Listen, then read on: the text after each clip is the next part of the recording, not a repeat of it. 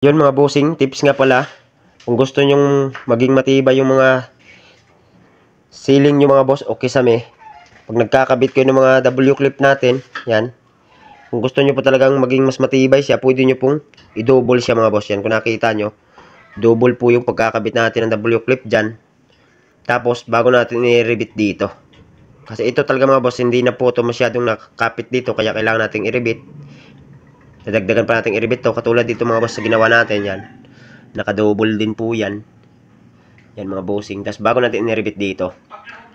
Pero kung gusto niyo naman ng tipid lang siya para maging matibay din siya mga boss, kahit hindi niyo na i-double, kahit single lang po siya, basta naka-alternate katulad nito mga bossing.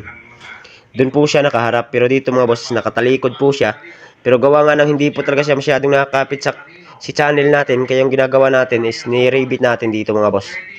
Yan, hindi katulad kasi dito, is kapit na kapit po to dito sa ilalim, hindi katulad nito na dito lang sa likod. Yan, ipapakita natin dito sa ilalim mga boss na kapit po talaga siya. Yan mga boss, yan po yung itsura niya dyan sa ilalim. Kaya kapit na kapit po talaga yan.